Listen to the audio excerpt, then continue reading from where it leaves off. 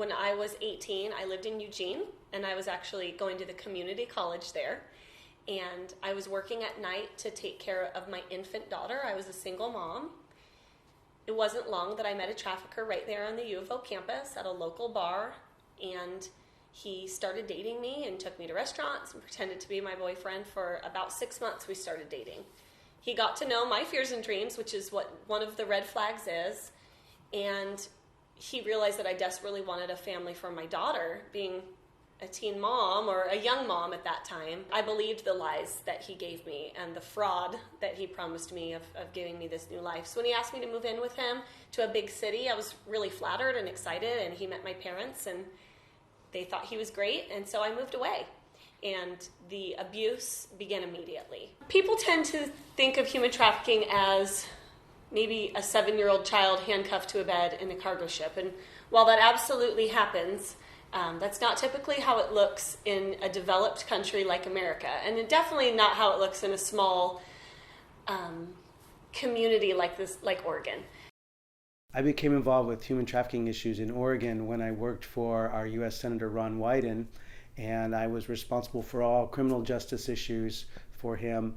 And I talked with local officials about what are the criminal problems that they're confronting in Oregon. And one of the issues that came up was domestic sex trafficking of American children, teenagers, and kids in the community. What I found out was very little was being done about this. When most people hear the word human trafficking or sex trafficking, they think of other countries, and they don't realize that there's a huge problem in this country and in this state and in this metropolitan area, but really all across the state of Oregon, with underage girls, mostly sometimes boys, being trafficked for sex. I think it's happening all the time. It's probably a pretty regular thing. The thing with, human trafficking in our community and probably anywhere else is it's a pretty clandestine type activity, meaning, it's all underground. It's grossly underreported to, anybody, especially law enforcement for that matter. So we don't typically hear about it occurring on the front end. Most of the time in the state of Oregon, and especially in the United States in general, but what we see typically is what we have coined a Romeo pimp. What generally that looks like is a boy or a man pretends to be a girl's boyfriend. He will date her for sometimes months, 6, 7, 8 months. We've seen traffickers grooming their girl, and that's what we call the grooming process, when he's really getting to know her and getting to know her dreams and fears, and convincing her that he cares, that he doesn't want this kind of life for her because she's special. And then there's a turnout and a breaking point where he finally convinces her to turn her first trick, which then he uses against her to bring shame, ridicule, and embarrassment. And then the breaking point where he then uses that forced fraud or coercion to continue to control her. Locally, specifically, the kids are recruited out of schools and school parties. In some of the cases we've worked as young as junior high and high school. They're recruited at places like McDonald Theater, the LTD bus depot downtown, and the Eugene Public Library downtown, just because that's got a pretty high number of homeless youth that hang out there, and even some that aren't homeless. They just go down there to not go to school and hang out with their friends. Of course, social media is a really big recruiting havens. Websites like Facebook, MySpace, even Instagram and Twitter are being used by traffickers to reach out and try to recruit their victims. Just because they're not walking our streets doesn't mean that's not a problem. This is how trafficking looks in a developed, civilized country, is we have our children on websites. We don't need to parade a teenage girl down our streets. We can sell her online and keep her locked up in a hotel room. The prevalence of sex trafficking online is really a challenge. Legally, it's very hard to get a company like Backpage that's making literally millions of dollars on sex trafficking ads to stop doing that. You cannot hold them responsible for the content of the ads that they're running. So even when they acknowledge that these ads are being used to pay for sex, they won't acknowledge that they're being used by minors. We know that they are. According to the scorecard prepared by the group Shared Hope International, which has rated all 50 states, Oregon has a D. And our neighbor next door, Washington, has a B. And so we are hoping to raise Oregon's grade to at least a C or a B this session. I'll give you a real easy scenario. If a 7-year-old girl was raped by a 35-year-old man, she would be treated as the victim that she is. She would be given resources and counseling, but if that man were to leave a pile of cash on the bed, she can now be arrested as the prostitute, and he can walk away with a fine. That is currently our law in the state of Oregon. We do not prosecute the buyer or the trafficker very much. We tend to prosecute the victim. We don't call them victims, we call them prostitutes. But what 13-year-old child really is a prostitute? When you have to drive yourself up and down the I-5, when you have to rent a hotel room and use your ID to check in, and when you have to use your credit card to post an ad online. Most of those things you have to be at least 18. So these 13-year-old children are not prostitutes. They're victims of exploitation. All that we're doing is we are proving to them that their traffickers' lies were correct. Right? They'll just put you in jail. Why are you going to call them? The cop's not going to believe you. He's not going to. If you tell him my name, he's never going to believe you. It's your fault. You know, it's things like that. So then they get arrested, and we go, yeah, and we put rubber gloves on to touch these children and makes them feel dirty, and then we throw them in jail. We're just confirming everything that the trafficker told them that we were going to do. You know what I mean? That's sad. It's really sad. Because then they don't want to open up, and they don't want to tell, and they go, he was right.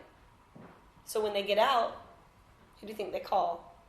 That guy that cared about them and warned them that this would happen. That's who they call. We need to stop treating them like those criminals. We need to start treating them like a victim, and then they won't call that guy.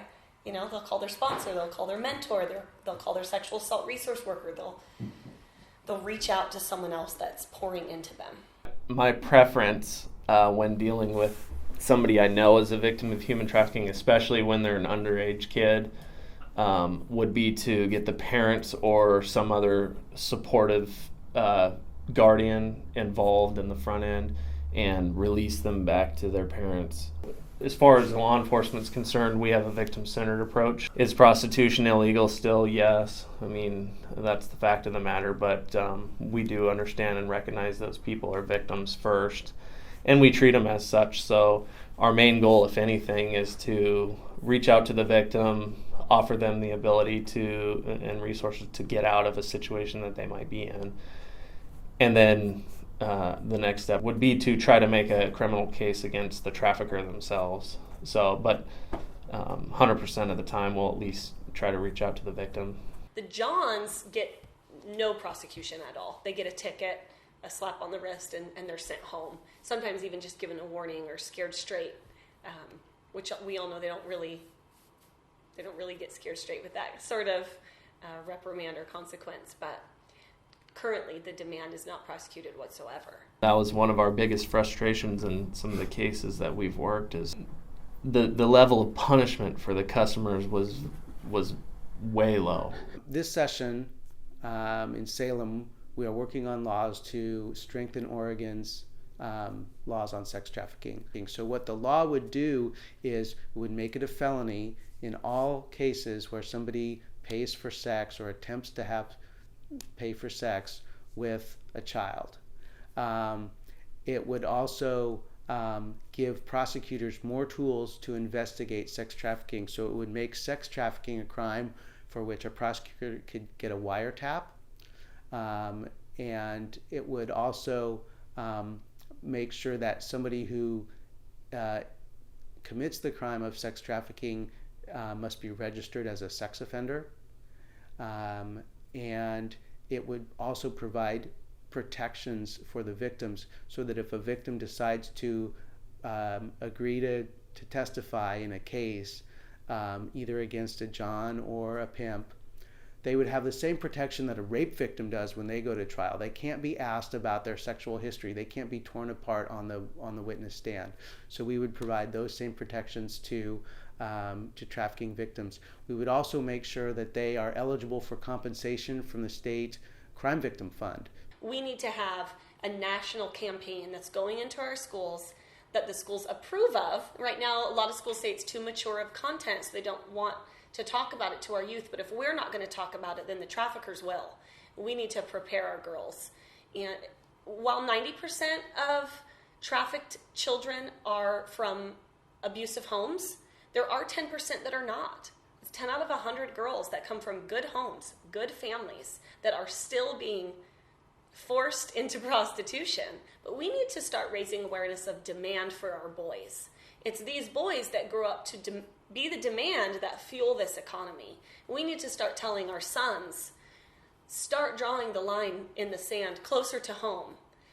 It's really easy to tell a kid, never buy a child for prostitution. Who would voluntarily say they want to do that? But because it's the social, cultural norm to say, I'm going to get a prostitute for my bachelor party. It's pretty normal, especially with movies out there like Hangover and, Bridesmaids, whatever the movies are that seems socially acceptable nowadays. And we need to have our young men start saying, do you know that 90% of prostitutes are not there by choice? That means 9 out of 10 girls that arrive to my room for my bachelor party are going to be beaten and all of their money taken when they walk out our door. Does that really sound like fun for your bachelor party? Is that really something as a good man that you want to fuel? We need our boys to start knowing that this is the truth about what's going on. It's not cool to hire a prostitute for your bachelor party, not just about morals or what's right or wrong, that woman doesn't want to be there. 9 out of 10 times she doesn't want to be there. And she has a smile slapped on her face out of fear, not because she really wants to do this. All of us can start talking about this issue in the circle of influence that we are in. With our peers, our coworkers, our relatives. Do you know trafficking happens here in America? Yeah, I just watched this thing on TV the other day. We all need to talk about it, because it's the more it's talked about, the more our culture becomes aware, and the more we protect our children by doing that.